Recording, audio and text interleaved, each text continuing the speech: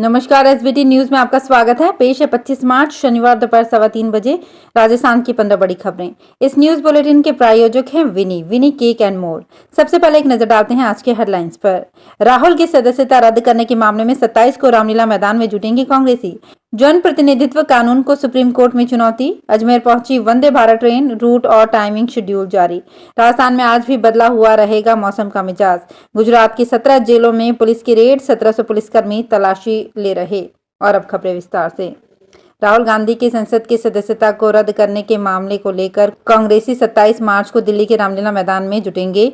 राजस्थान सरकार के अल्पसंख्यक मामलात मंत्री शाले मोहम्मद ने अपने जैसलमेर दौरे के दौरान कहा कि केंद्र की भाजपा सरकार दमनकारी नीति अपना रही है। भाजपा राहुल गांधी की भारत जोड़ो यात्रा से बढ़ती लोकप्रियता से डर गई और उनके खिलाफ हथकंडे अपनाने लगी। सूरत कोर्ट का मानहानि मामले में फैसला आने के 12 घंटे बाद ही एक संसद के सदस्यता को खत्म कर देना ही बता देता है कि भाजपा तानाशाही पर उतर आई है। मानहानि केस में कांग्रेस नेता राहुल गांधी की संसद सदस्यता खत्म होने के बाद representatives of the people act 1951 के सेक्शन 8(3) को सुप्रीम कोर्ट में चुनौती दी गई है। इस सेक्शन के तहत किसी जनप्रतिनिधि को किसी मामले में दोषी करार होने और कम से कम 2 साल की सजा मिलने पर उसकी संसद सदस्यता अपने आप खत्म हो जाती है। इस याचिका में कहा गया है कि अपराध की गंभीरता देखे बिना किसी जनप्रतिनिधि की सदस्यता खत्म कर देना प्राकृतिक न्याय के खिलाफ है। वंदे भारत ट्रेन को लेकर प्रदेश के लोगों का इंतजार शनिवार को खत्म हो गया।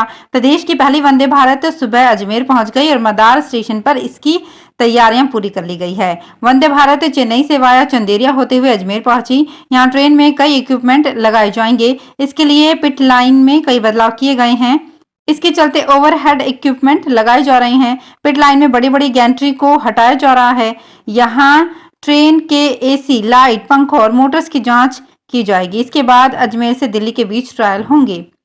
राजस्थान में सक्रिय पश्चिमी विक्षोभ का असर शनिवार को भी अपने रंग दिखाएगा। रविवार से मौसम शुष्क रहने के साथ ही सूर्यदेव की तपिश आमजन को परेशान करेगी। जयपुर मौसम केंद्र के मुताबिक भरतपुर और कोटा संभाग के जिलों के लिए शनिवार को ऑरेंज अलर्ट जारी करने के साथ 8 जिलों में आज दोपहर बाद तेज हवा के साथ बारिश और ओले गिरने की चेतावनी भी जारी की गई है। भरतपुर में शुक्रवार सुबह से बारिश जारी है। गुजरात पुलिस शुक्रवार देर रात से राज्य की जेलों में छापेमारी कर रही है। जेलों की सीसीटीवी फुटेज चेक किए जा रहे हैं। जानकारी के मुताबिक अहमदाबाद की Sabarmati central jail, Vadodara central jail और राजकोट जेल समेत राज्य की कुल 17 जेलों में पुलिस की छापेमारी चल रही है। 1700 पुलिसकर्मी तलाशी ले रहे हैं। गांधीनगर में गृह राज्य मंत्री की अध्यक्षता में राज्य के डीजीपी समेत उच्च अधिकारियों की बैठक के बाद ये छापेमारी शुरू हुई थी। चित्तौड़गढ़ जिले में भ्रष्टाचार निरोधक ब्यूरो राजसमंद ने महिला थाने के एक महिला कांस्टेबल को रिश्वत लेते हुए गिरफ्तार किया था। महिला कांस्टेबल के खिलाफ मामला दर्ज होने पर एसपी ने देर शाम एक आदेश जारी कर उसे निलंबित कर दिया। वहीं जांच में लापरवाही बरतने पर थानाधिकारी को लाइन हाजिर कर दिया। एसपी राजन दुष्यंत ने बताया कि गुरुवार को एसीबी राजसमंद की टीम ने कार्यवाही करते हुए महिला थाने के कांस्टेबल को गिरफ्तार किया था। महिला कांस्टेबल धन्नु कुमारी के खिलाफ मामला दर्ज हो गया है। एसपी ने इसी के साथ ही महिला थाना की अधिकारी सुशीला खोईवाल को भी लाइन हाजिर कर दिया। उन्हें जांच में लापरवाही बरतने के लिए लाइन हाजिर किया गया है। राजस्थान के मैनचेस्टर भीलवाड़ा को एक बार फिर से नकली सेलवेज के नाम पर बदनाम का कलंक झेलना पड़ रहा है।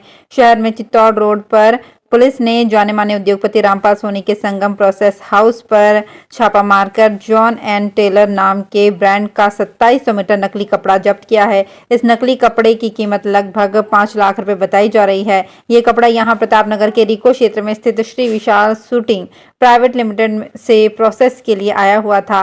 पुलिस अब इस फैक्ट्री और गोदाम पर दबिश देकर कपड़ा जब्त करेगी।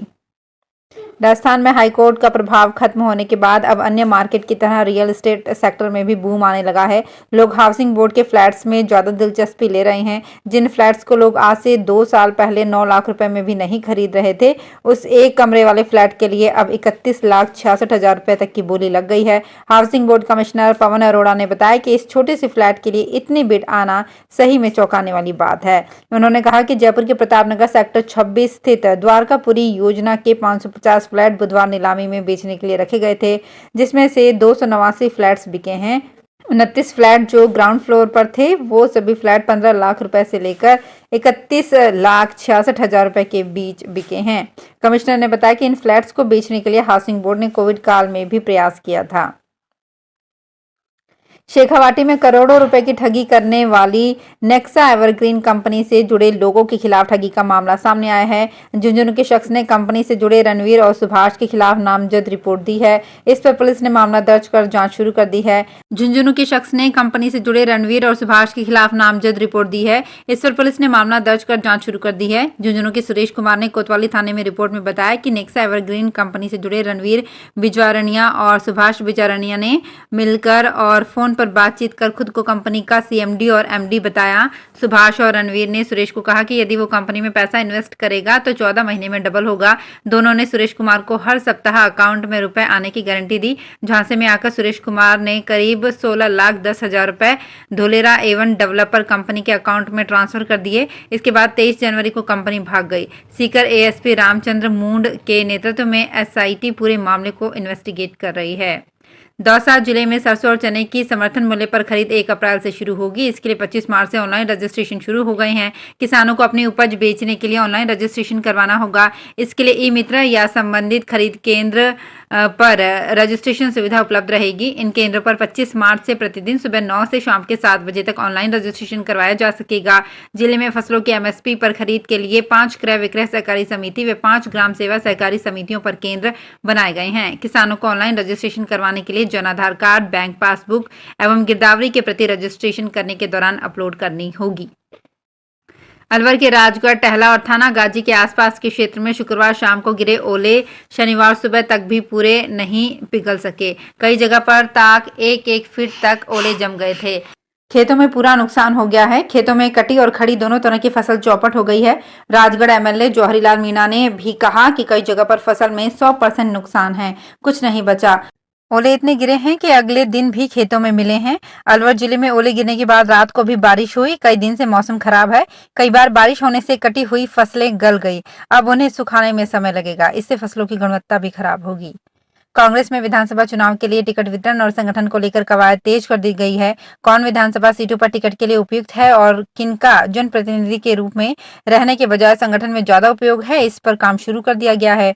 प्रदेश प्रभारी सुखजिंदर सिंह रंधावा से लेकर केंद्रीय नेतृत्व तक आने वाले चुनाव के लिए रणनीति में जुटे हैं। रंधावा के राजस्थान दौरे से इसको और गति मिली। कांग्रेस ने पिछले दिनों अदानी समूह के विरोध में राजभवन का घेराव किया था। उसी में रंधावा ने बहुत ही स्पष्ट तौर पर कहा था कि जो कार्यकर्ता फील्ड में कार्य करेगा वही टिकट का हकदार होगा। कृषि भूमि के रहन के लिए राजस्व विभाग की ओर से विकसित कृषि ऋण रहन पोर्टल पर चल रही तकनीकी समस्याओं के चलते कृषि ऋण के रहन दर्ज करने में किसानों और बैंकों को दिक्कतें आ रही थी। समाधान के लिए झुंझुनू कलेक्टर लक्ष्मण सिंह कुड़ी लगातार प्रयासरत थे। शुक्रवार को राजस्व एवं भू प्रबंध विभाग के विशिष्ट शासन सचिव राजेंद्र विजय ने आदेश जारी किए कि पोर्टल में तकनीकी समस्याओं के स्थायी समाधान होने तक पूर्व की तरह ऑफलाइन प्रपत्र भी स्वीकार किए जाएंगे। कृषि आयुक्तालय जयपुर की ओर से 2023-24 में कृषि शिक्षा में अध्ययनरत विद्यालय छात्राओं को दी जाने वाली प्रोत्साहन राशि में 3 गुना बढ़ोतरी के निर्देश जारी हुए हैं। मुख्यमंत्री बजट घोषणा के तहत राजस्थान युवा कौशल एवं क्षमता संवर्धन के तहत कृषि विषय का अध्ययन करने वाली कक्षा 11वीं एवं 12वीं की छात्राओं को 5,000 रुपए के स्थान पर 15,000 रुपए दिए जाएंगे। इसके अलावा स्नातक स्नातकोत्तर कृषि में 12,000 के स्थान पर अब 25,000 रुपए दिए जाएंगे। इसी प्रकार कृषि विषय में पीएचडी करने वाली छात्राओं को 15,000 के स्थान पर 40,000 रुपए प्रति वर्ष की प्रोत्साहन राशि मिलेगी। सीबीएसई बोर्ड ने अपने अधीन आने वाले सभी स्कूलों को निर्देश जारी किए थे कि सत्र 2023-24 के लिए स्कूल 1 अप्रैल से पहले शुरू नहीं किए जाएं। लेकिन सोफिया स्कूल प्रशासन ने विद्यालयों को 27 मार्च से ही स्कूल आने का नोटिस जारी कर दिया है। ऐसा होने पर कई अभिभावकों ने ऐतराज जताया है कि इसे बोर्ड के आदेशों की अवहेलना करार दिया। हालांकि स्कूल प्रिंसिपल ने विद्यार्थियों को ओरिएंटेशन के लिए बुलाने की बात कही है। सीबीएसई बोर्ड ने 17 मार्च को आदेश जारी किए थे कि कोई भी स्कूल 1 अप्रैल से पहले शैक्षणिक कार्य शुरू न करे। यह आदेश इसलिए निकाला गया था कि कुछ स्कूल समय से पहले खोलने की कोशिश में थे। तो फिलहाल इस बुलेटिन में इतना ही। फिर हाजिर होंगे कुछ और बड़ी खबरों के साथ। अगर आप भी अपने आसपास की छोटी बड़ी और महत्वपूर्ण खबरों से अपडेट रहना चाहते हैं तो सब्सक्राइब कीजिए हमारे चैनल एसपीटी न्यूज को और प्रेस कीजिए बेल आइकन पर।